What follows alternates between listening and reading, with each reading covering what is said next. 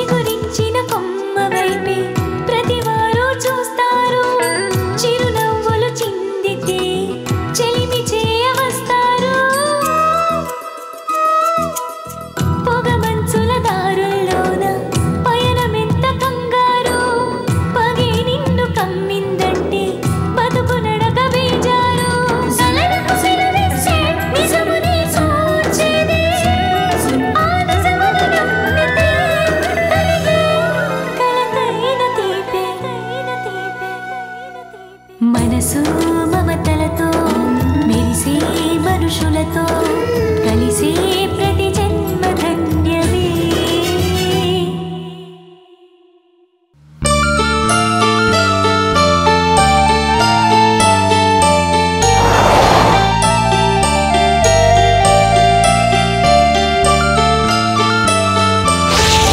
ఏయ్, ఏంటి దారి కట్టంగా కళ్ళు కనపడట్లేదా?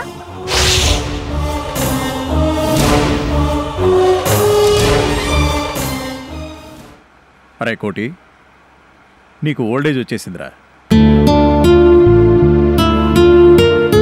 ఎందుకలా అన్నానని అడగవేంట్రా? నువ్వే చెప్పు. మరి లేకపోతే నీ కార్ డ్రైవింగ్ ఏంట్రా ఎడ్ల బండిలాగా? ఒకప్పుడు ఎలా వెళ్ళేవాడివి, ఇప్పుడేంట్రా ఇంత స్లో అయిపోయింది? వయసు పెరుగుతోంది కదరా, దాంతోపాటు ప్రాణం మీద కూడా తీపి పెరుగుతుంది. రోజులంతేరా. రోజులంతేరా, గబగబా పరిగెత్తుతూ కాలచక్రాన్ని గిరగిరా తిప్పేస్తాయి, మనల్ని మాత్రం స్లో చేసేస్తాయి. ఏంట్రా అలా ఉన్నావు? ఏం లేదురా, రోజులు గిరగిరా తిరుగుతాయంటున్నావు కదా, అది. అవునరా, మొన్న ఈ మధ్యనే జరిగినట్టు అనిపిస్తోంది. మన సౌందర్య చిన్నతనం, ఆ అల్లరి, ఆ పొట్టిగా ఉండు, తలకి రిబ్బన్లు, సౌందర్య ఇంకా ఆడుకుంటున్నట్టుగానే ఉంది. కానీ అప్పుడే ఎంత పెద్దదైపోయింది ఎరా. చిన్నప్పుడు దానికి సరిగ్గా మాటలే వచ్చేవి కాదురా, ఇప్పుడు చాలా మాటలు మాట్లాడుతోంది. అసలు ఒక్కసారి మనం దాంతో మాట్లాడగలవా అనిపిస్తోంది. అది అలా టకటక మాట్లాడుతుంటే నాకెంత ఆనందంగా ఉంటుందో తెలుసా? మరి నీకు ఏరా మాట్లాడవేంటి? ఆనందాన్ని మాటల్లో చెప్పలేమురా. నిజమేరా, కొన్ని మాటల్లో చెప్పలేము. మా ఆనందానికి అసలు కారణం నువ్వేరా. కాదురా, అదేం కాదు. నీ ఆనందానికి కారణం నీ మంచితనమేరా. ఓ విషయం చెప్పంటావా? ఏ మంచి జరిగినా మనకు ఆ దేవుడే కారణం అనుకుంటాం కాబట్టి దేవుణ్ణి పూజిస్తాం. కానీ నా జీవితంలో ఇంత మంచి జరిగిందంటే అందుకు కారణం నువ్వేని తెలిసి కూడా నీకు బాహాటంగా కృతజ్ఞత చెప్పలేని పరిస్థితిలో ఉన్నాను. ఒరే, నీకు మాట చెప్తాను, దయచేసి పాపం నీకు ఇచ్చిన సంగతి మర్చిపో. ఇంకెప్పుడు ఈ ప్రస్తావన తీసుకురాకు ప్లీజ్. ఎలా మర్చిపోనరా? నా సంతోషం కోసం నీ సగం సంతోషాన్ని నాకు ఇచ్చేశా. ఆ మాట మరోసారి కూడా నువ్వు అనుకోలేదు, కానీ నేననుకోవాలరా. కనీసం మనసులో అయినా అనుకోవాలి, లేకపోతే నేను మనిషినే కాదురా. ఒరే కోటి, నిన్నొక్క మాట అడుగుతాను, నిజం చెప్పు. ఏమిటి? సౌందర్య కనిపించిన వెంటనే ఓ తండ్రిగా నీ మనసు స్పందించదు? నా కూతురు తింటోంది, నా కూతురు మంచి డ్రెస్ వేసుకుంది, నా కూతురు ఇంత మంచి చదువు చదువుతోంది, ఇలాంటి చిన్న చిన్న సంతోషాలన్నీ సౌందర్యని చూసినప్పుడల్లా నీ కలగవా? అదేరా కన్న ప్రేమంటే. ఎంత మర్చిపోయినట్టు మనిషి అనుకున్నా మనసు మర్చిపోనేవదరా. అందుకే చెప్తున్నాను, నీ మనసుకు సంబంధించిన ఆ స్పందన్ని అనుభవించు. సౌందర్య నీ కూతురన్న నిజం నీ మనసులోనే దాచిపెట్టినా ఆ మనసు సౌందర్యను చూసినప్పుడల్లా కూతురన్న ఆనందాన్ని అనుభవిస్తుంటే దాన్ని బలవంతాన్న నెట్టకు. ఆ హక్కు నీకు లేదా?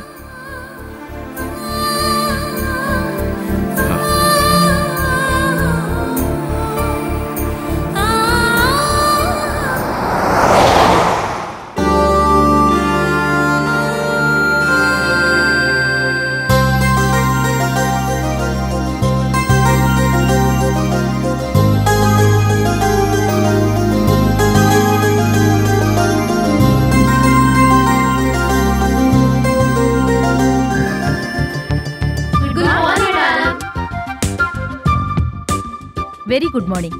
SIT down. My dear students, ఈరోజు మీకు గుడ్ న్యూస్ చెప్తాను. ఏంటి మేడం అంత గుడ్ న్యూస్? మేడం కొత్త చీర కొనిందేమో. చీర కొనడమే గుడ్ న్యూస్ అనుకునే ఆ అమ్మాయికి స్టూడెంట్స్ ఎవరో ఒకసారి లేచి నుంచోండమ్మా. ధైర్యం లేనప్పుడు అల్లరి చేయకండి. చూడండి స్టూడెంట్స్, ప్రతి ఏడాది బెస్ట్ స్టూడెంట్స్ ని ముగ్గురిని ఎంపిక చేసి వాళ్ల ఎడ్యుకేషన్ కయ్యే పూర్తి ఖర్చు భరించడానికి సరస్వతి సంస్థ వారు నిర్ణయించారు. ఆ నిర్ణయం ప్రకారం ఎంపికైన ముగ్గురిలో మన అర్చన కూడా ఉన్నందుకు మనందరం చాలా సంతోషించాలి.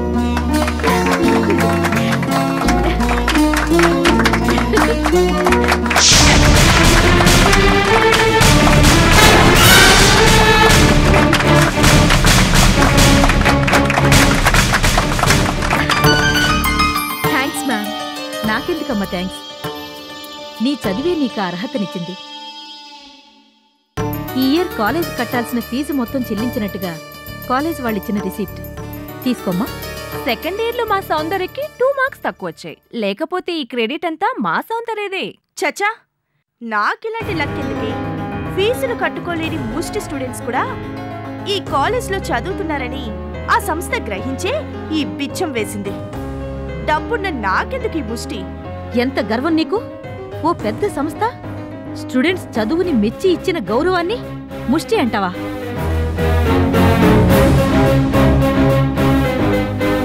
మార్కుల తేడాతో మనుషులు ఫస్ట్ సెకండ్ అవ్వొచ్చేమో కాని మాట తేడాతో మనిషి తన విలువనే కోల్పోతాడు. అది కాదు మేడం. నువ్వు నా స్టూడెంటు కాబట్టి విలువను కోల్పోకూడదని చెప్తున్నాను. నన్నంటారేంటి మేడం? నా ఫ్రెండ్ రాజుకి చెప్తున్నాను. అది మీకే చెప్పినట్టు మీరెందుకు ఫీల్ అవుతారు? ఫస్ట్ బెంచ్ లో కూర్చొని నెమ్మదిగా అన్నా వినిపిస్తే దానికి మనమేం చేస్తాం? అసలు ఫస్ట్ బెంచ్లో నువ్వెందుకు కూర్చున్నావు? చదువు మీద శ్రద్ధున్న వాళ్లే కూర్చోవాలి. అర్చన, ఇలా వచ్చి ఫస్ట్ బెంచ్లో కూర్చో.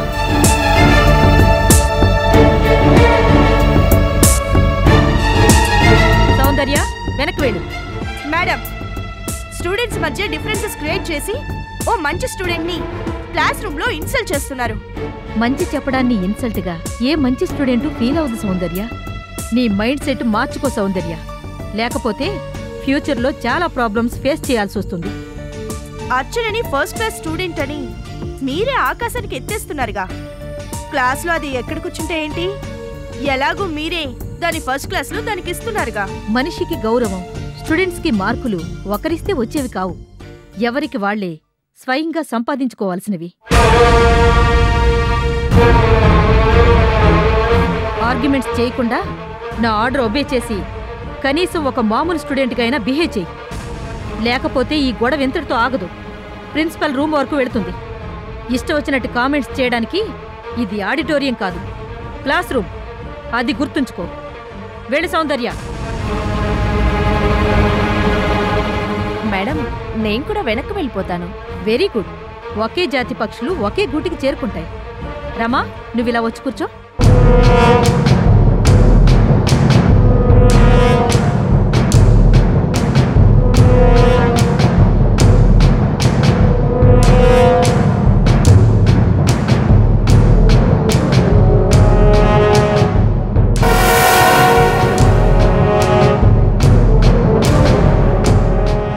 అర్చన, నాకు ఫస్ట్ ర్యాంక్ రాకపోయినా నీ వల్లే ఈ ఫస్ట్ బెంచ్లో కూర్చున్నానే.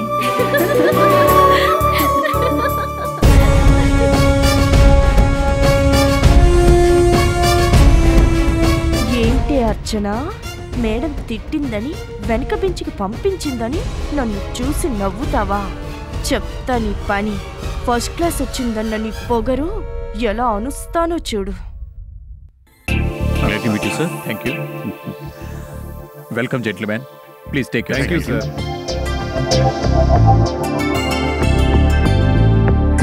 Mister Harshavardhan, prawns exporting business లో మిమ్మల్ని మించిన వాళ్ళు లేరు.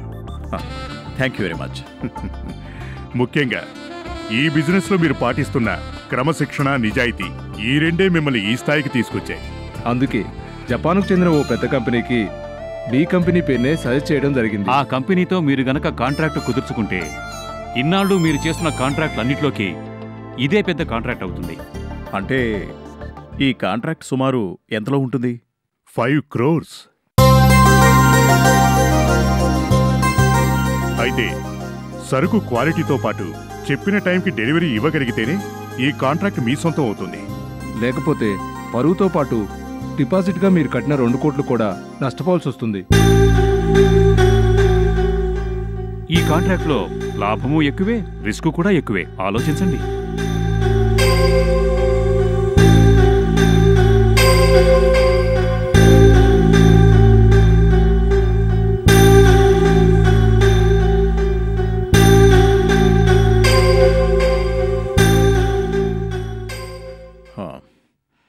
ప్లీజ్.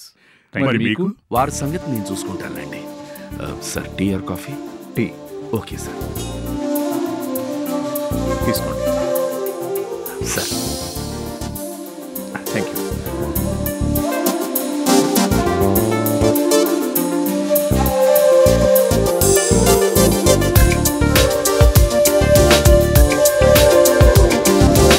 సిగరెట్? Thank you.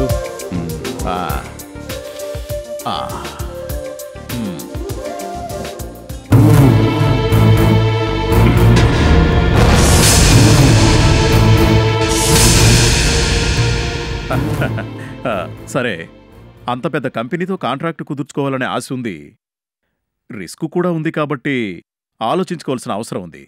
మేము ఆలోచించి మీకు తెలియజేస్తాం. Okay? Okay. Best of luck. Thank you. Thank you. All the best. Thank you.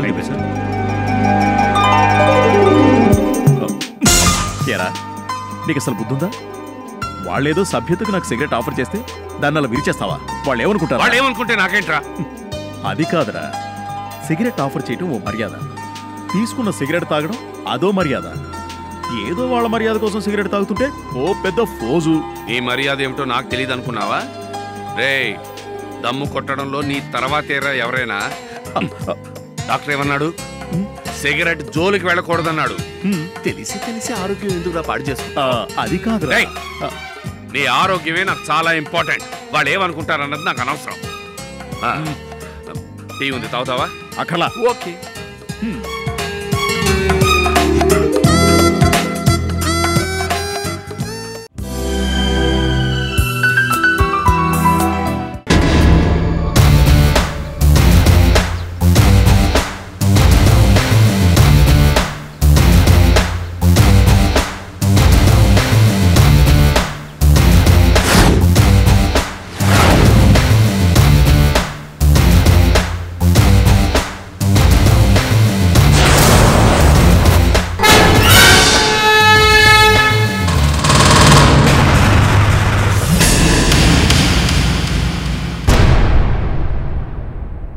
దారొదులుతారా?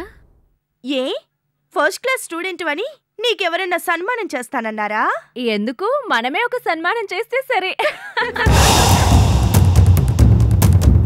ఇందాక మేడం నన్ను అవమానిస్తుంటే నీకు చాలా హ్యాపీ అనిపించింది కదూ? నాకెందుకు హ్యాపీ? నిన్ను అవమానిస్తే నాకే వస్తుంది? మరి ఏమొస్తుందని ఇందాక నవ్వావు? చిన్నపిల్లలా మాట్లాడకు సౌందర్య. నిన్ను చూసి నేనెందుకు నవ్వుతాను చెప్పు? అదే అర్చన. ఏ దీపం, వెళ్ళో. చూడు, మనిద్దరూ ఒకే కాలేజీలో చదువుతున్న స్టూడెంట్స్, అంతేకాని శత్రువులం కాదు. ఎందుకు ప్రతిదానికి అనుమానించి అవమానంగా ఫీల్ అవుతావు? ఏంటి, మన మేడం నా ముందు ఉపన్యాసాలు ఇచ్చిందని నువ్వు ఇవ్వాలనుకుంటున్నావా? నేనంత టైం వేస్ట్ చేసుకోను, చెయ్యను. మేమిచ్చే వచ్చే జీతంతో బ్రతికే ఆఫ్టర్ ఆల్ మా కార్ డ్రైవర్ వీళ్ళ నాన్న. ఓ డ్రైవర్ కూతురా? హా, ఇప్పుడు ఈ డ్రైవర్ కి కూతురు, రేపు ఏ డ్రైవర్ కి పెళ్ళామో మరి. ఏంటమ్మా అంత ఆశ్చర్యంగా చూస్తున్నావు? ఓ డ్రైవర్ కి డ్రైవరే అల్లుడిగా వస్తాడు కానీ డాక్టర్ అల్లుడిగా వస్తాడా? అలాంటి ఆశలేం పెట్టుకోకు. అయితే దీని బ్రతుకంతా డ్రైవర్ లేనా పాపం? పాపమే మరి. చేసుకున్న వాళ్ళకి చేసుకున్నంత అని ఏం చేస్తావు? అది తెలియక తెగ ఫస్ట్ క్లాసులు తెచ్చుకుంటోంది. చూడమ్మా, చదువులో ఎంత ఫస్ట్ క్లాసులు వచ్చినా లైఫ్ లో నువ్వు లో క్లాసే. అయిందా నా ఫ్యూచర్ చెప్పడం? తీరే నన్ను కడుపుమంట. అయినా నేను బాగా చదివితే నీకెందుకంత జల్సియో నాకు అర్థం కావడం లేదు. చదువులో పోటీ పడాలనుకో సంతోషిస్తాను, కానీ జలసీగా ఫీల్ అయ్యావనుకో హెచ్చరిస్తాను. నువ్వెవరివే నన్ను హెచ్చరించడానికి? ఆఫ్టర్ ఆల్ ఓ డ్రైవర్ కూతురువి. ఎస్, నేను డ్రైవర్ కూతుర్నే. అందులో నాకు ఎటువంటి నామోషి లేదే. చిన్నతనం అంతకన్నా లేదు. మా నాన్న తన రెక్కల కష్టం మీద మమ్మల్ని పోషిస్తున్నాడే గాని ఎవరి కడుపులు కొట్టి మమ్మల్ని పోషించడం లేదు.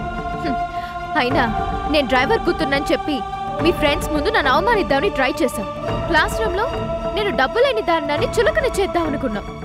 కానీ నన్ను తక్కువ చేయబోయి నీ పొగర్ని నువ్వే బయట పెట్టుకున్నావు.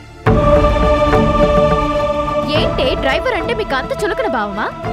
మీరు ప్రయాణం చేసేది ట్రైన్ అయినా, బస్ అయినా, విమానమైనా, కార్ అయినా డ్రైవర్ని నమ్ముకునే ప్రయాణం చేస్తారు. అంత రెస్పాన్సిబుల్ జాబ్ మా నాన్నది. ఓ కంపెనీకి ఓనర్ ఎంత అవసరమో ఆ కంపెనీ ఓనర్ని డ్రాప్ చేయాల్సిన డ్రైవర్ కూడా అంతే అవసరం. మీ నాన్న ప్రాణాలు కూడా మా నాన్న డ్రైవింగ్ని నమ్ముకునే జర్నీ చేస్తున్నాయి. అది మర్చిపోకు.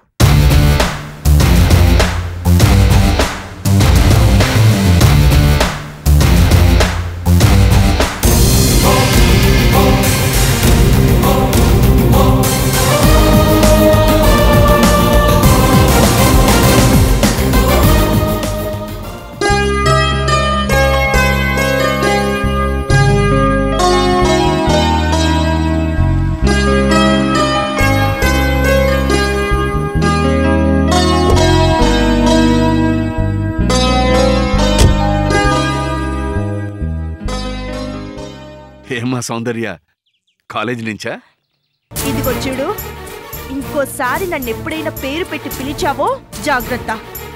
ఆఫ్టర్ ఆల్ నువ్వు డ్రైవర్వి. డ్రైవర్ లాగానే ఉండు. చదువు తీసుకుంటే మర్యాదగా ఉండదు.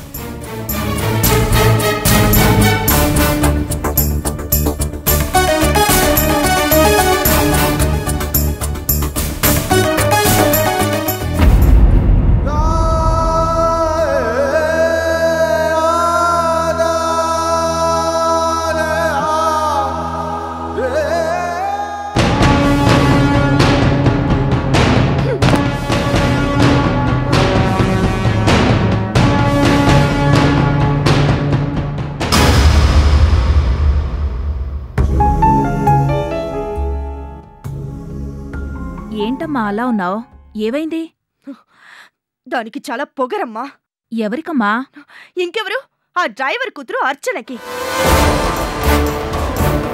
నేను అనుకున్నాను నువ్వెప్పుడైతే కాలేజ్ నుంచి ఇంత బాధపడుతూ వచ్చావో ఈ నిర్వాకం ఆ అర్చనదేనని అర్థమైంది. ఏమందేంటి? అది నలుగురు ముందు నన్ను మాటలతో అవమానించింది. ఆఫ్టర్ ఆల్ నువ్వెంత అని మాట్లాడుతుంది. ఏం చేస్తావ్? మీ డాడీ ఎక్కడుండాల్సిన వారిని అక్కడ ఉంచకుండా నెత్తినెక్కించుకుంటారు. అది అలుసుగా తీసుకుని మన నెత్తి మీదకి ఎక్కి సవారీ చేస్తుంటారు. ఏమిటి అన్యాయం అని నువ్వు అడుగుంటావు. అందుకే నోరు పారేసుకుని ఉంటుంది. అయినా పిల్లల్ని కనగానే సరిపోదు, సరిగ్గా పెంచాలన్న జ్ఞానం కూడా ఉండాలి.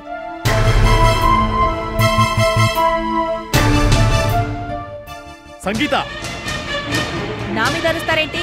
మీ కూతుర్ని ఎవరన్నారో వాళ్ళ మీద అరవండి. ఆమెను అలా పెంచిన వాళ్ళ మీద అరవండి. మమ్మీ మీద అరుస్తున్నారేంటి డాడీ?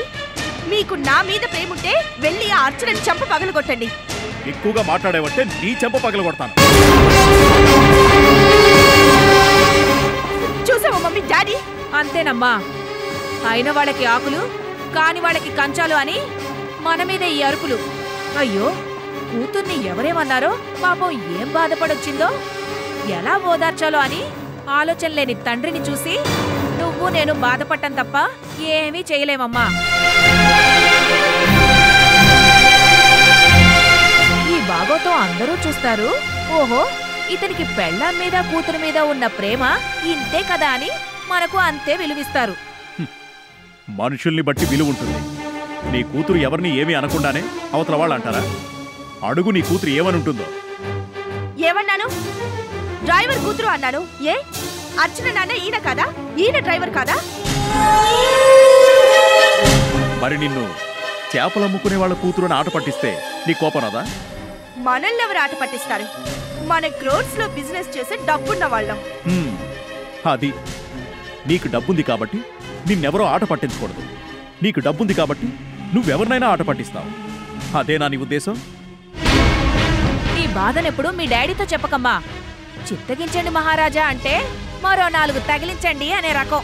కనీసం అవతలి వాళ్ళని తిట్టేనా కూతుర్ని ఓదార్చాలన్న ఆలోచన లేని మనిషి. అంటే అవతల మనిషిని తిడితేనో కొడితేనో కానీ సంతోషపడనంత గొప్ప మనుషులన్నమాట మీ తల్లి కూతుళ్ళు. డాడీ ఇందులో మమ్మీని లాగొద్దు. అసలు మమ్మీని అంటారేంటి?